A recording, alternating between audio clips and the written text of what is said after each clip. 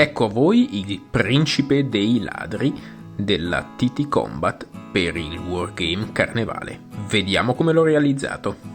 Partiamo con una base nera, fare poi dei dry brush e arrivare a un bianco da usare con i contrast.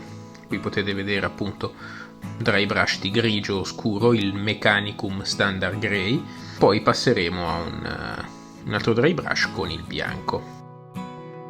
Questa miniatura arriva dal gioco di Carnevale edito dalla TT Combat e principalmente da una scatola che contiene 5 modelli, un bundle, una gang diciamo avanzata, che è la corte del principe dei ladri, dove possiamo trovare appunto lui, 2 baroni e 2 ragazzi furfantelli. Come potete vedere è una miniatura molto dettagliata e molto bella, è stata una delle mie preferite, prende il proprio stile a piene mani dai videogiochi di Assassin's Creed e dal carnevale veneziano.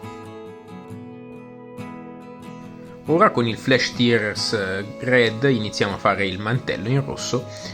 Questo contrast si sposa bene con questa tecnica qui del dry brush di bianchi, perché il nero che rimane nei recessi dato dal dry brush appunto rende tutta una tonalità più naturale, meno sparaflesciosa rispetto a usare direttamente il contrast su base bianca. Questa miniatura è uno dei leader utilizzabili dalla fazione della Gilda e appunto rappresenta un principe dei ladri, che sono i diretti sottufficiali del re dei ladri, questa figura misteriosa all'interno di Venezia, cui compito è tenere sotto controllo e comunque comandare i vari capodecina all'interno dell'organizzazione della Gilda. È un modello decisamente tosto da affrontare in quanto ha delle caratteristiche molto alte, agilità, attacco e difesa, e alcune keyword che lo rendono particolarmente interessante come modello. È armato con una spada abbastanza performante ed ha una pistola nascosta che potete vedere di sotto del bracciale, più avanti si vedrà nel video, tipico riferimento appunto ad Assassin's Creed. Una pistola che fa un male della Madonna, purtroppo però ha una gittata decisamente ridotta, 4 pollici. Ora passiamo a fare il giacchetto in pelle con lo Snake Bite Leather. Se volete una tonalità leggermente più scura potete tranquillamente passarlo 2 volte in modo che si scurisca il tutto. Fate attenzione a non sporcare di bianco le parti che poi andranno in bianco, perché poi riprendere il bianco con la giusta tonalità è una rottura di palle non indifferente.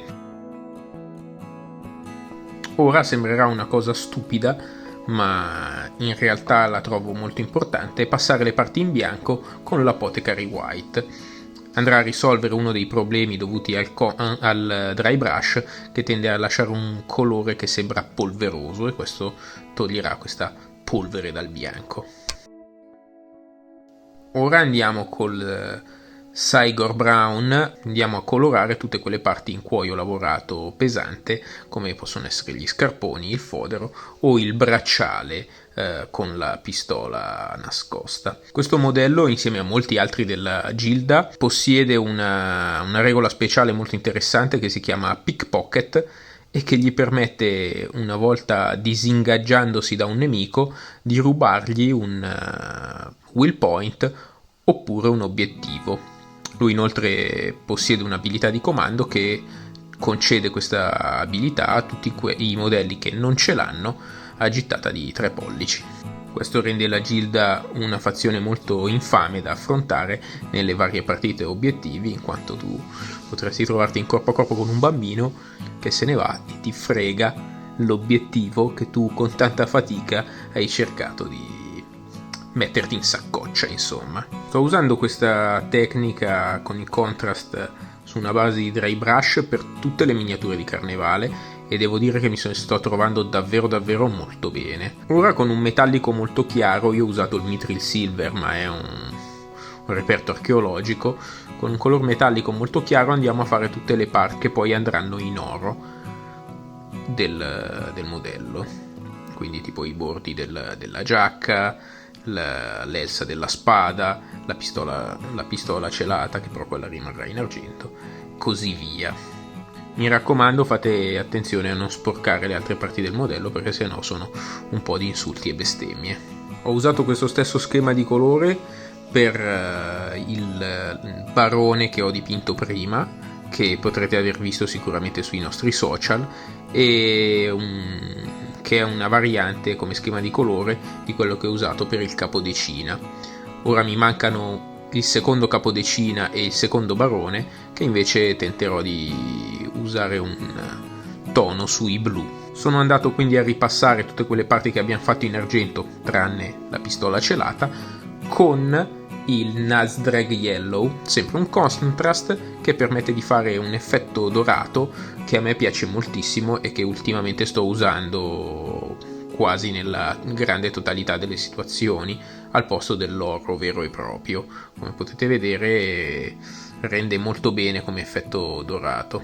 Inoltre, se usate i contrast normali, diciamo, sull'argento, potete ottenere un ottimo effetto metallizzato, anche tipo del nero, che sono robe molto fighe. Ecco a voi il lavoro finito, dove ho completato con alcuni dettagli e il color carne.